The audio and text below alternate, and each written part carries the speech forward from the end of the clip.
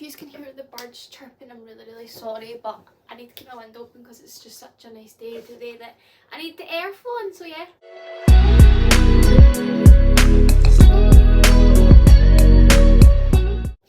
Hi guys, welcome back to my channel. I hope you're all doing really well. If you're new here, hi, my name is Beth, and today we're going to talk about some touchy subjects that a lot of people experience when they're going through treatment.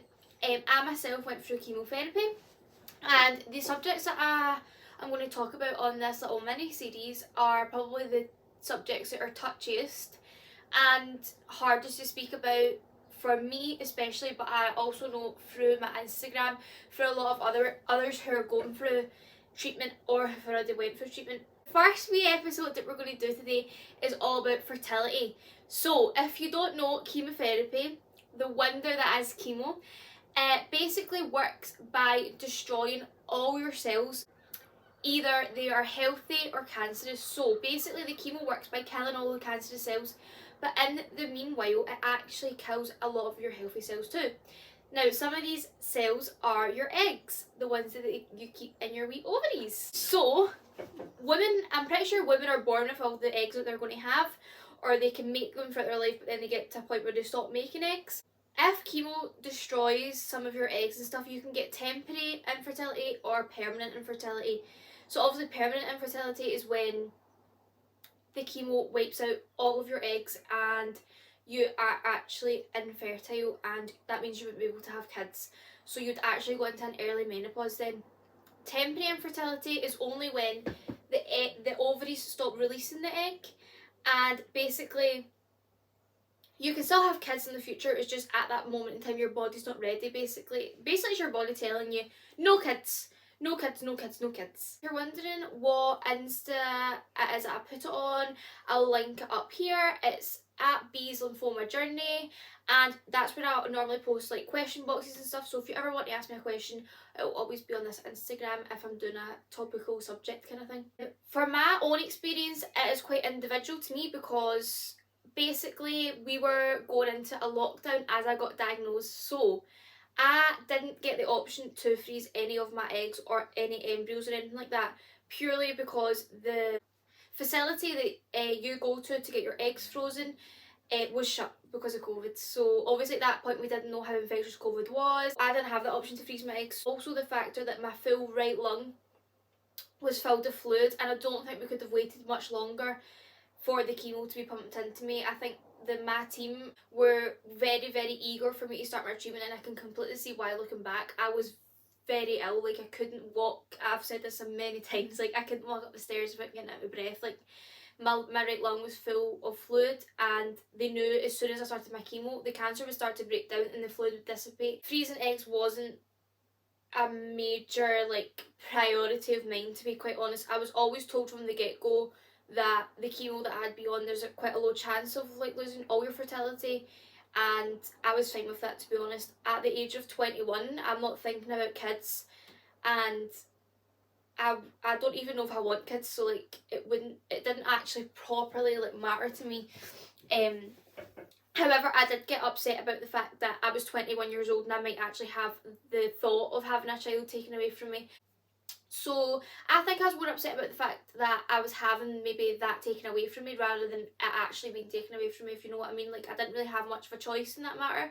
Through no fault of anybody's, it was just the situation that I found myself in. Loads of routes you can go down if, for example, you do lose your fertility or you are temporarily infertile, sorry. There's so many ways that you can go about it and stuff, and like yeah, there's like loads of roundabout ways about it. Like you can adopt, you can get a surrogate, you can get another woman's egg in your partner's sperm and get it implanted in you if your womb's still okay. Like there's so many ways that you can do it in this day and age that I didn't really properly worry about it, because why should I? Why should I worry about something that might not even matter in the future? Just take it as it comes, guys. Like there's no set way on how you need to feel in these situations. Like my mind changes all the time if I want kids. Like the less intense your chemo is, the less chance you've got of losing your fertility. So I was on the lowest dosage of chemo for my condition, which was AVBD, and that's obviously got a good chance of fertility after. Regimes like BIACOP are a little bit higher the younger you are. It's quite a small chance. As you get older, the chance increases, as does the chance increase with intensity of chemo. So I hope that makes sense for everybody. Talk about my periods. So, if you don't want to listen to this, turn off. Obviously, throughout your chemo stuff, your periods are more than likely going to stop, purely because your body's like, what the is going on? Like, that is actually what it's saying. It's like, what's going on?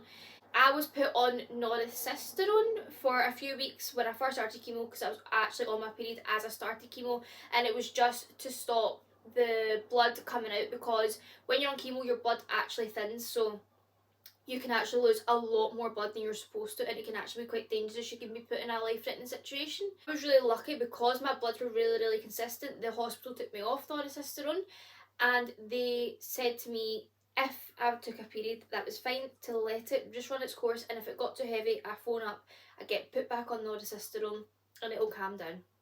So I took my period every single month I was on chemo. It was like clockwork. And yeah, my periods have kept consistent throughout my treatment. When I came off treatment they were consistent.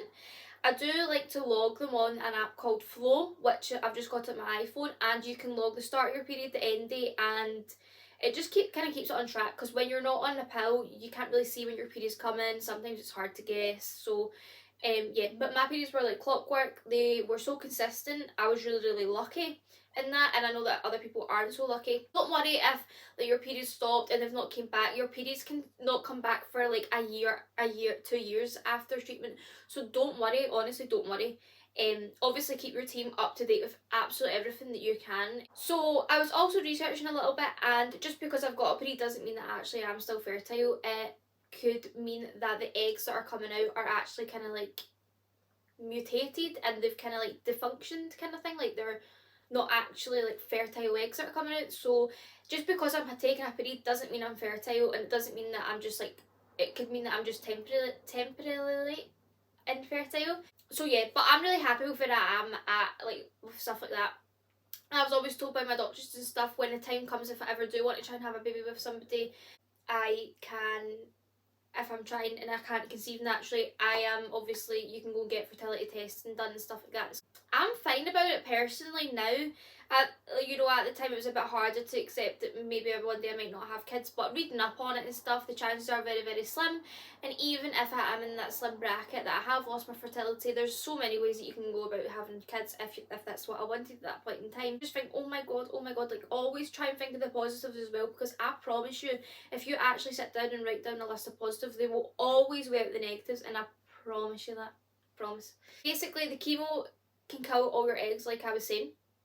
So that can induce early menopause, which is really common in people with chemo, because say if you've like lost like 20 eggs through chemo, then you're 20 eggs less, then your menopause is going to start earlier kind of thing. So I think like even if I was fertile, maybe I'd have like a bit of less time to have kids and stuff. But again, like that's just the way life is, that's the way my life's worked. So we'll just work to it and that's it. They also suggest that you don't get pregnant for at least 1 year after having chemo, purely because some of the eggs that are obviously that might be fertilized are actually mutated, and you know the baby might have genetic defects kind of thing, or it might not have the best quality of life it could if you actually didn't wait.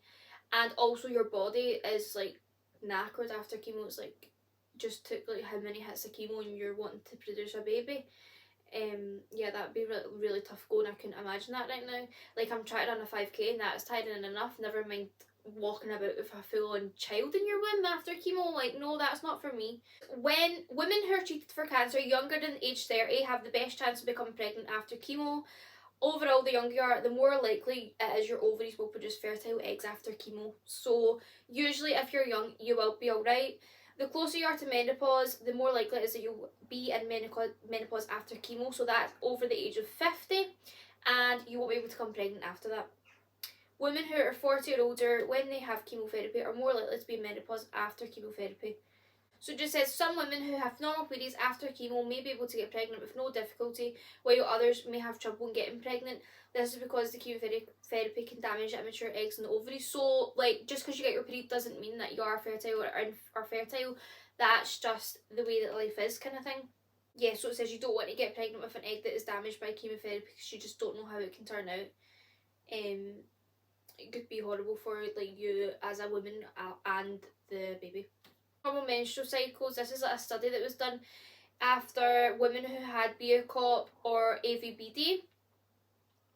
After a median of 3.2 years, 19.3% of the 504 women contacted amenorrhea. So that is when you obviously are infertile, basically. Oh wait, I'm going to Google that. Amenorrhea is when there is an absence of a menstrual cycle in a woman of a reproductive age. So that would be like me if I didn't have my period. So only 20% actually contacted that, so that's like a really low, well, in comparison to 80% who were absolutely fine and fertile afterwards. That's a really low percentage. The main risk factors were higher, that were like if you got a higher chance of it, was the BOCOP regime and patient age over 30, disease stage, and surprisingly the absence of oral contraception. So that means if you took contraception during your chemo, you're less likely to get it. Well, that's what they found anyway. But yeah, don't forget guys, this is just one study that they done on 400 women. Like there's probably hundreds of studies out there that will find different findings. It's that's the way science is. Luckily I'm from a science background, so I can understand that, you know, that's not the way it works for everybody, but sometimes it is hard to understand that. There's a low risk to lose your fertility with regimes such as AVBD, high risk with some regimes such as BOCOP. Most women treated for lymphoma are able to have children afterwards. However, chemotherapy can damage your eggs and leave you with fewer eggs than you already have, so you go into early menopause. So I'll answer some of your questions now. Firstly was, what fertility treatment were you offered? I haven't seen much online, especially about the NHS. So again, I wasn't actually offered any fertility treatment purely because it was shut through COVID. I would think on the NHS website they would probably offer like freezing your eggs or an embryo. I know that people have had that on NHS, so that's when they actually take your eggs and freeze them. Or if you've got a partner, they will fertilise the egg with your partner's sperm and freeze the embryo, so that if you did lose all your eggs, they could put the embryo back into you and the baby would hopefully grow in your womb artificially. Sorry, it says, sorry if this is too personal, I'm currently doing egg freezing, so you're obviously undergoing some treatment yourself. I'm not too sure about the NHS treatments, but maybe you might be able to get like hormone. I did read somewhere that sometimes you can get, or your cancer doctor may be able to give you a type of hormonal therapy during chemo to try and protect the ovaries. I think that kind of depends what chemo regime you're on, because a lot of chemo regimes you can't take certain medicine stuff, so you should just ask your doctor, just be upfront and say, is there anything else that I could take hormonally that is going to help my ovaries kind of have a lesser chance of not producing fertile eggs. That's what I would exactly say in those exact words. So yeah, just maybe ask, and just ask quite openly. Info, you know, on fertility effects of chemo, and also treatments info. So again, chemo can reduce your fertility and induce early menopause. The treatment info again would be like freezing embryos, freezing eggs, and ovarian tissue protection or something like that. What fertility treatment were you offered to when you're diagnosed scared of having any future kids taken away? Now, don't worry about this, because honestly, that's where I was at. I remember one night I was in the hospital just crying on the phone to my friend, and I was like, I just don't want to never be able to have the option to have a kid. And they were like, don't be silly, like, there's so many other ways you can have kids, and like, it is such a personal thing. I think like it's a thing that you can't really speak about unless you're kind of going through it, because you actually don't know how it feels. But like, try and think of the positives. Like, you've still got a good chance of being able to carry your own children and stuff. Maybe it'll be a shorter time frame because you might have early menopause and stuff, but there's so much out there that can like enable you to have kids after chemo. Like, and think about it, we're in 2021 now. Like, there's going to be so much technology in the near future and so many new medicines that you will probably be able to have kids no matter what kind of thing in the near future. So just like try and keep positive. Like, we're in such an age that anything is possible, and never doubt anything, because anything really is possible. But try not worry about the possibility of not having kids when you're maybe a bit older and stuff like that, because you don't know if that's going to be 100% sure. You might be worried about something that isn't even going to come true.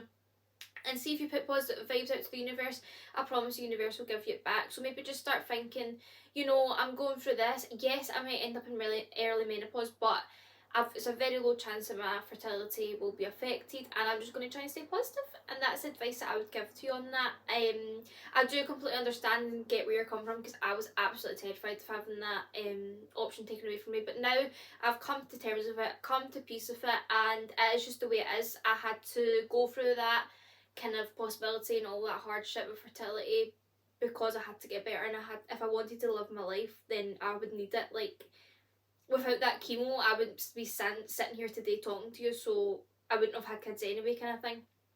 It's a hard prospect, but you need to think of yourself and prioritise yourself at this moment in time. Really hard at the start, and it really was for me as well. But I think it's because I've a lot of emotions as well. See, at the start, you are very emotional, and you're very, very emotionally attached to it. Now that I'm through it and I'm at the other side at the minute, I can look back on hindsight and just think, whoa, like, everything's so different when you've got a clear mindset. The questions that I've got on fertility, if you guys have anything else you'd like to add, I'll leave them in the comments below. And I hope you really enjoyed this video. Hope this helped a little bit. This is my own personal experience, so if there's actually anything that you don't understand or you are wondering, maybe ask your team and they will be so happy to help you, I promise you that. So yeah, thanks so much guys, and if there's anything I can do for anybody, just don't hesitate to let me know. Stay safe and love you all. Bye!